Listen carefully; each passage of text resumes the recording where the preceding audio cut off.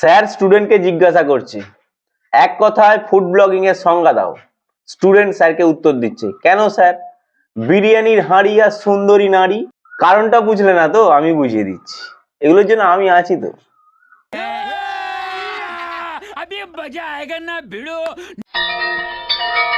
এখন social media খুললে শুধুই বিরিয়ানির হাঁড়ি আর কোথায় কোন সুন্দরী নারী খাবার নিয়ে বসে আছে সেইগুলো দেখা যাচ্ছে। ফুড ব্লগিং কিছুদিন আগে পর্যন্ত আমরা দেখে এসেছি, ফুড ব্লগাররা যেত দোকানে, সেখানকার যে সমস্ত খাবারের স্পেশালিটি আছে সেইগুলো নিত, সেইগুলো খেত, সেইগুলো কিভাবে তৈরি হয়েছে বা সেই খাবারটা কেমন এগুলো আমাদেরকে রিভিউ করে বলতো। কোন খাবারটা কোথায় গেলে পাওয়া যাবে ভালো এইগুলো আমাদেরকে বলতো। এখন পুরো সিস্টেমটাই পাল্টে গেছে, এখন শুধু বিরিয়ানির হাঁড়ি আর সুন্দরী নারী। এখন মোটামুটি সবার কাছেই ক্যামেরাওয়ালা ফোন আছে, আর ফোনটা খুলেই দোকানের সামনে দাঁড়িয়ে গেল কোনো একটা সুন্দরী নারীর সামনে, ফুড ব্লগিং চালু হয়ে গেল। দেখো গাইস, দিদি আমাদের কেমন ভাবে রান্না করছে। দিদি রান্না করতে করতে দিদির ঘাম টোপে টোপে পড়ছে, নাক দিয়ে পুরো একদম পায়ের তলায় চলে যাচ্ছে ঘাম। তারপর আবার ফুড ব্লগারদের কোশ্চেন, আচ্ছা দিদি তুমি চোখে কাজল পরে কি করে তুমি রান্না করছো? কি করে সম্ভব এটা? কেন বাড়া, চোখে কাজল দিলে কি চোখ ঢাকা পড়ে যায় নাকি যে চোখে কাজল দিয়ে রান্না করা যাবে না? তারপর আবার ফুড ব্লগারদের কোশ্চেন, আচ্ছা দিদি তুমি এই গরমের মধ্যে রান্না করছো, তোমার কষ্ট হচ্ছে না? না বাড়া, সুসুরি লাগছে, গরমে রান্না করছি সুসুরি লাগছে। গরমে কাজ করতে গিয়ে গাঁড় ফেটে যাচ্ছে, তার উপর এদের যত উল্টো পাল্টা কোশ্চেন। আচ্ছা দিদি তোমার বয়ফ্রেন্ডের খবর কি? গেছে ফুড ব্লগিং করতে আর খবর নিচ্ছে বয়ফ্রেন্ডের। বাড়া বোঝো, ঠেলা সামলাও এবার। তারপর পরের দিন আবার একটা অন্য মুরগির দোকানে। দেখো গাইস, সকাল সকাল চলে এসেছি আমরা কালো সুন্দরীর দোকানে। দেখো গাইস, কালো সুন্দরী আমাদের সকাল সকাল ফুল কিনে নিয়ে চলে এসছে ঠাকুরকে পুজো দেবে বলে। ফুল তো মানে ঠাকুরকে পুজো দেওয়ার জন্যই লোকে কেনে, ফুল কি কেউ রান্না করার জন্য কেনে নাকি? বলেন কি? দেখো গাইস, কালো সুন্দরীরা রান্না করতে করতে নাক ঝাড়লো।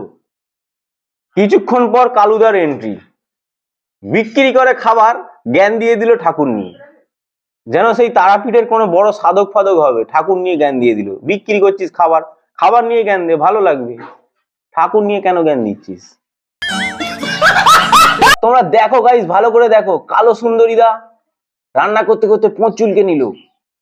ওই দেখো ওই দেখো ওই দেখো, আবার রান্না করতে করতে একটু ধনে হাত বুলিয়ে নিল। মানে এটা কোনো মানে ফুড ব্লগিং এর ছিঁড়ি হচ্ছে?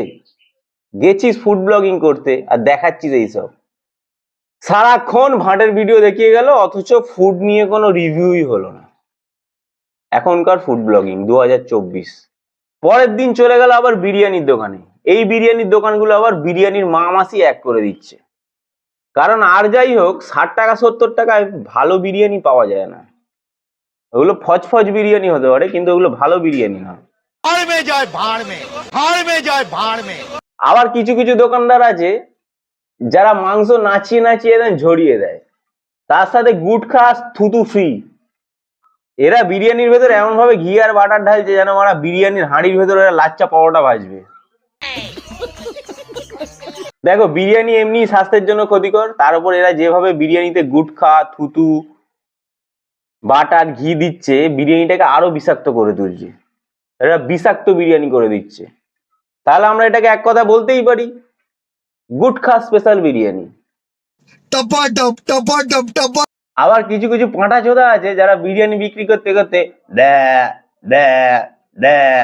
এরম ভাবে ডাকে। তাহলে তো এরা দোকানের নামটা চেঞ্জ করে পাঁটা চোদা বিরিয়ানি সেন্টার দিতে পারতো। আচ্ছা তোদের বলি, আমাদের এই পশ্চিমবঙ্গে বিরিয়ানির দোকান আর ওই হাতে গোনা 4-5টা দোকান ছাড়া কি আর কোনো দোকান নেই? কলকাতা আর কোনো দোকান নেই দেখানোর মতো মানুষকে? মানে ওই সেই বিরিয়ানির হাঁড়ি তো বিরিয়ানির হাঁড়ি, এক শিয়াল যেখানে ডাকলো 200টা শিয়াল সেখানে দৌড়ালো। এদের নিজেদের কোনো ট্যালেন্ট নেই। একজন যেটা দেখালো 200 জন গিয়ে মারা সেটাকে দেখাবে। নিজেদের ট্যালেন্টে কিছু কর, নিজেদের ট্যালেন্টটাকে দেখা দে, তোর ট্যালেন্টে নতুন কিছু আবিষ্কার কর। তা নয় এক শিয়াল যেখানে গেল সমস্ত শিয়াল সেখানে দৌড়াতে শুরু করলো। বিরিয়ানির হাঁড়ি বিরিয়ানির হাঁড়ি বিরিয়ানির হাঁড়ি আর সুন্দরী নারী সুন্দরী নারী সুন্দরী নারী দেখিয়েই চলেছে। অসহ্যকর হয়ে যাচ্ছে ফুড ব্লগিংটা। আচ্ছা সব শেষে বলি, তোদের মতো কিছু ছাগল চোদার জন্য সমস্ত ফুড ব্লগিং কমিউনিটি বদনাম হচ্ছে, সমস্ত ফুড ব্লগাররা বদনাম হচ্ছে, তোদের মতো কিছু কিছু পাঁঠা চোদাদের জন্য। ভিডিওটা ভালো লাগলে শেয়ার করে দিও। এনজয় গুরু।